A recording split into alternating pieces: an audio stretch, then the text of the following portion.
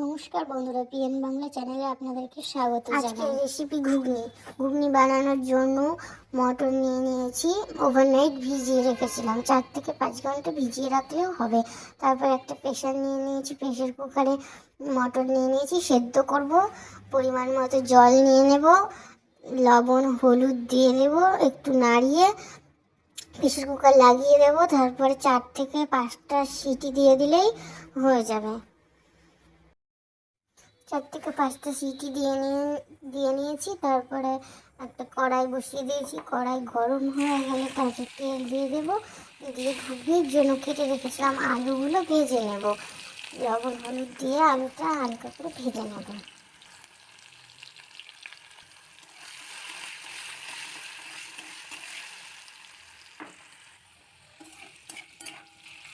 আলু ভাজা হয়ে গেছে, দেখুন সেদ্ধ হয়ে গেছে, ভাজতে ভাজতে আলুগুলো সেদ্ধ হয়ে গেছে। এবার আলুগুলো তুলে নেব। আলুটা ভেজে নিয়ে তুলে নিয়েছি। এবার তেলের মধ্যে 5 ফোড়ন, তেজপাতা ফোড়নে দিয়ে পেঁয়াজ কুচি দিয়ে দেবো, দিয়ে একটু নাড়িয়ে ব্রাউন করে ভেজে নেব।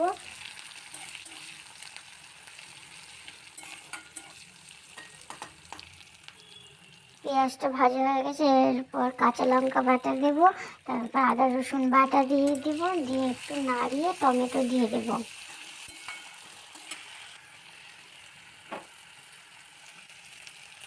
এরপর জিরে গুঁড়ো, ধনে গুঁড়ো, কাশ্মীরি লঙ্কার গুঁড়ো দিয়ে দেব। তারপরে একটু নাড়িয়ে লবণ আর হলুদ গুঁড়ো দিয়ে দেব। এরপর একটু চিনি দিয়ে দেব।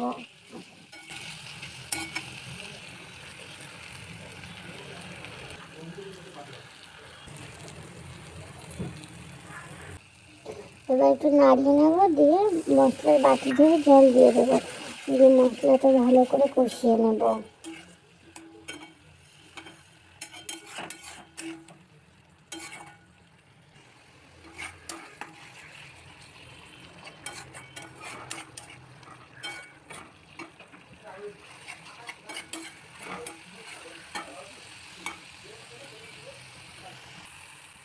মশলা কষানো হয়ে গেছে।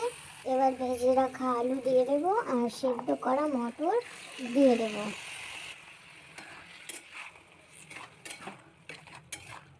এবার ভালো করে নেড়ে চেড়ে মটরটা আর আলুটা মশলার সঙ্গে কষিয়ে নেব ভালো করে।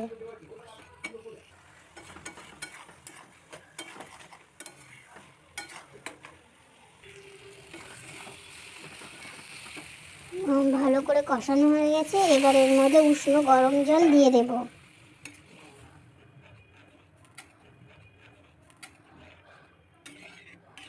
এবার ভালো মতো ফুটিয়ে নেব। ফুটে গেছে। এবার নামানোর আগে একটু গরম মশলা গুঁড়ো দিয়ে দেব।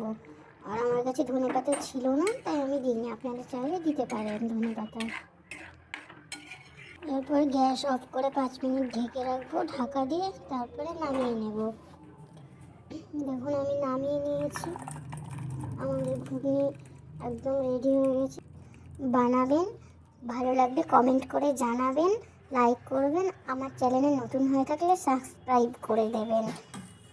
আপনারা ভালো থাকুন, সুস্থ থাকুন, এই পর্যন্তই।